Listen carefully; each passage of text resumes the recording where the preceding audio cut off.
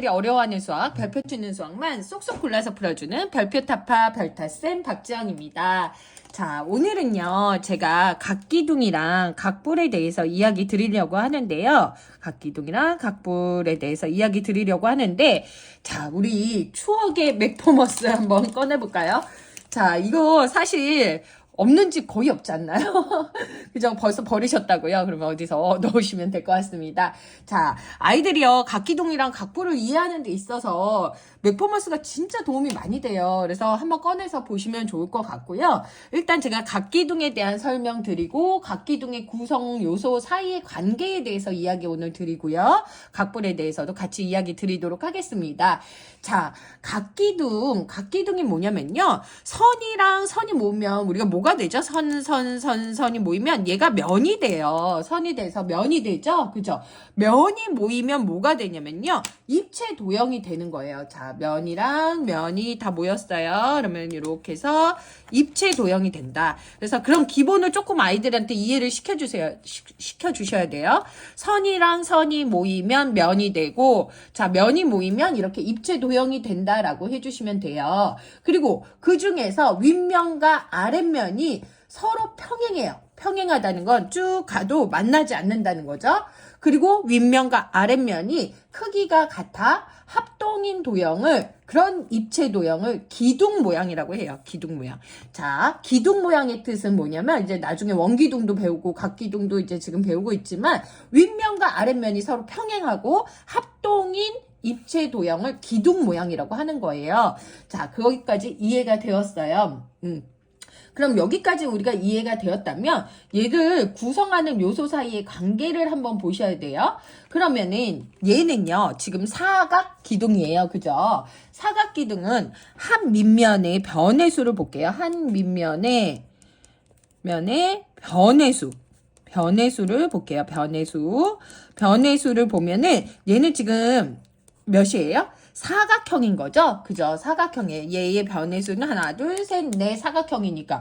그러면요, 얘가 면의 수는 어떻게 되는지 한번 볼게요. 제가 오늘 도형이 있어서 너무 가까이는 못 잡고 있어요. 그거 이해해 주시면 될 것 같아요. 좋을 것 같아요. 그럼 면의 수는 몇 개고, 그리고 모서리의 수는 몇 개인지. 모서리 수, 그리고 또 뭐가 있어요? 꼭지점의 수는 몇 개인지를 한번 볼게요. 자, 면의 수는요, 얘는 윗면, 아랫면이 있는 거예요. 그리고 옆에는 사각형이니까 사각형에 맞는 4개가 있는 거예요. 즉, 사각형이면 4개가 있고 윗면이랑 아랫면이 있다. 그래서 사각형 더하기 뭐가 돼요? 2가 되는 거예요. 그래서 얘의 면은 6개가 되는 거죠. 자, 모서리의 수 한번 볼게요. 모서리의 수는 여기 4개죠. 자, 세로로 4개죠. 그죠? 세로 높이로 돼 있는 거 4개죠? 밑에는 몇 개예요? 모서리가 4개겠죠. 그러면은 4개가 몇 개 있는 거예요? 4개가 3개 있는 거예요. 그래서 12개. 그리고 꼭지점의 수는 윗면에 있는 4개. 그럼 밑에 있는 면에 4개. 그럼 4개가 2개죠. 그러니까 4 곱하기 2 해서 8이 된다. 그래서 이거를 면의 수, 변의 수에다가 면 더하기 2, 곱하기 3, 곱하기 2 막 외워요. 그러면 나중에 잊어버려요. 선생님, 꼭지점의 수가 곱하기 2인가요? 곱하기 3인가요? 더하기 2인가요? 막 이렇게 얘기를 한다는 거죠. 그래서 이거를 직접 이렇게 보면서 이해를 하면은 절대 어렵지 않아요. 그래서 한 밑면의 변의 수가 네모라고 하면 면의 수는 네모 더하기 2, 그리고 모서리 수는 네모 곱하기 3, 그리고 꼭지점은 네모 곱하기 2가 된다는 거예요. 자, 하나를 더 예를 들어서 해볼게요. 자, 얘는요, 이렇게 해서 한번 붙여볼게요. 오각형이에요, 밑면이. 자, 오각형이고, 저 여기에다가 딱 맞췄어요. 얘는 기둥일까요, 뿌릴까요? 그렇죠. 각기둥은요, 뭐라고 그랬죠? 서로 평행한 두 면이 있어요. 서로 평행하죠? 얘네요? 두 면이 있고 합동이에요. 이런 다각형을 뭐라고 그래? 기둥이라고 그래요. 기둥이라고 하고, 이런 입체 도형을 기둥이라고 하고, 거기에 뭐예요? 얘는 오각 기둥이에요. 오각형이기 때문에, 각이 있기 때문에 오각 기둥이다라고 해주시면 돼요. 자, 얘는 오각형이에요. 오각형. 그럼 밑면의 변의 수는 5예요. 면의 수는 옆면은 몇 개겠어요? 5개겠죠. 당연히 5개겠죠. 그죠? 5개고 윗면, 아랫면 해서 5 더하기 2가 되는 거예요.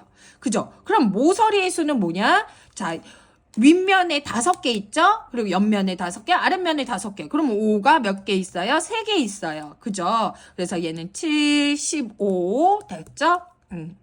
그리고 꼭지점은 위에 5개, 밑에 5개 해서 5 곱하기 2 해서 10이 된다는 거예요. 자, 어렵지 않죠? 그렇게 이해를 해주시면 좋을 것 같습니다. 자, 그 다음은 이제 우리가 각볼에 대해서 한번 보도록 할게요. 각 기둥은 이해하셨죠? 그러면 각볼에 대해서 제가 같이 이야기 한번 해보도록 하겠습니다. 자, 각볼은요, 아까도 말씀드렸다시피 얘가 이렇게 있고, 자, 아까는 제가 조금 만들어 놨는데 지금은 못 만들어 놨네요. 자, 이렇게 했어요. 자, 애들이 오랜만에 맥퍼머스 하면요 되게 재밌어요. 각볼은 제가 아까도 얘기했어요. 선과 선이 모이면 얘는 면이 돼요. 그리고 면이 모이면 입체 도형이 된다. 그죠? 근데 각볼은 뭐냐면요, 이 아랫면은 있어요. 아랫면은 여기 이렇게 있는데 위쪽이 뾰족한 도형, 뿔 모양의 입체 도형을 우리는 각뿔이라고 한다. 원뿔도 있어요. 밑에 면이 각이 아니라 원이면 원뿔이고 얘는 각뿔인 거예요. 즉 밑면이 다각형이고, 즉 삼각형, 사각형, 오각형, 육각형이고, 옆면은 뭐예요? 삼각형이어야 돼요. 옆면은 삼각형인 입체 도형이어야 돼요. 얘는 기둥은 뭐예요? 옆면이 사각형이에요. 얘는 삼각형이에요. 그래야지 모일 거 아니에요. 그죠? 그리고 얘는 밑면의 모양에 따라서 이름이 바뀌어요. 얘도 밑면의 모양에 따라서 이름이 바뀌죠? 자, 그러면은 우리 각볼의 구성 요소 사이의 관계를 한번 볼게요. 자, 얘를 밑면의 변의 수를 동그라미라고 할게요. 밑면의 변의 수. 자, 그러면은 우리가 밑면의 변의 수를 동그라미로 하면 표를 만들어 볼게요. 자, 짝 하면은 제일 처음에 면의 수, 그리고 얘는 그 다음에 뭐가 있을까요? 모서리의 수죠. 그리고 꼭지점의 수가 이렇게 세 가지가 있는데요. 얘네 사이의 관계를 한번 볼게요. 면의 수는 일단 옆면은 몇이에요? 얘가 사각형이면 사각형의 옆면 4개가 있겠죠. 옆면 4개랑 얘는 뭐예요? 면이 하나예요. 그래서 아까 기둥은 2개였지만 얘는 하나예요. 아, 이거는 쉬웠어.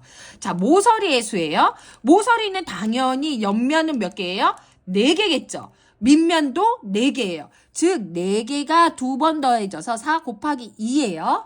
자, 꼭지점의 수. 얘 밑면 뭐예요? 몇 개예요? 4개죠. 그리고 위에는 하나예요. 즉 4 더하기 1이라는 거예요.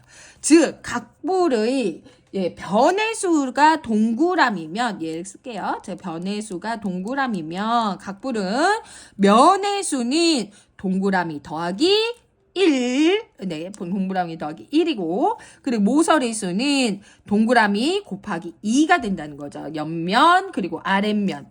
자, 그리고 꼭지점의 수는 밑면에 4개, 그리고 윗면에 하나니까 무조건 더하기 1이 되는 거예요. 이렇게 보여질 수 있다는 거죠.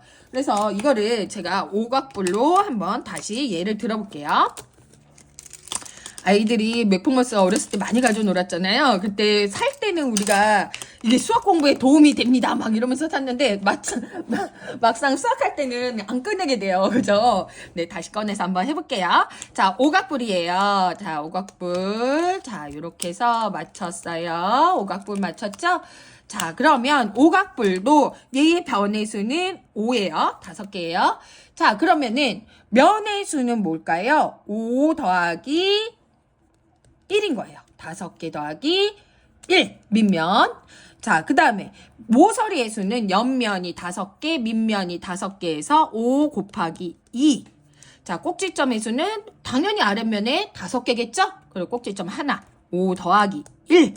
그러면 6, 16. 그죠?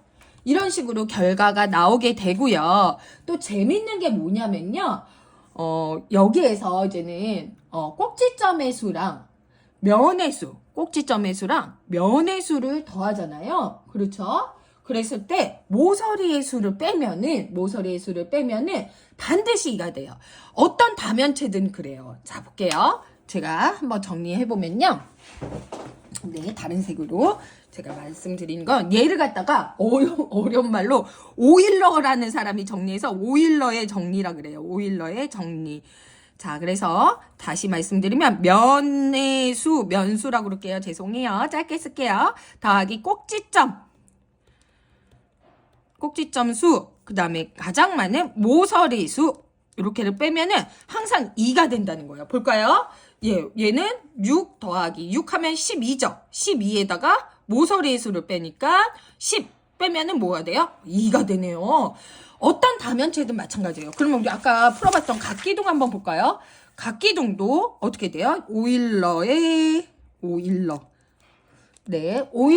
정리예요. 오일러라는 애가 스위스의 수학자인데 얘가 정리를 한 거예요. 그래서 자기 이름을 땄어요. 오일러의 정리 한번 보시면요. 자, 꼭지점의 수 더하기 면의 수, 그 다음에 모서리 수를 빼는 거예요. 모서리 수가 가장 크죠. 그러니까 그거를 어떤 다면체도 모서리 수가 가장 커요. 그러면 얘는 10 더하기 7하고 빼기 15를 한다는 거죠. 그러면 17 빼기 15에서 항상 2가 된다. 그래서 오일러의 정리까지 말씀드렸는데요. 우리 지금 집에 있는 요거 꺼내서 한번 재밌게 공부해 보았으면 좋겠습니다.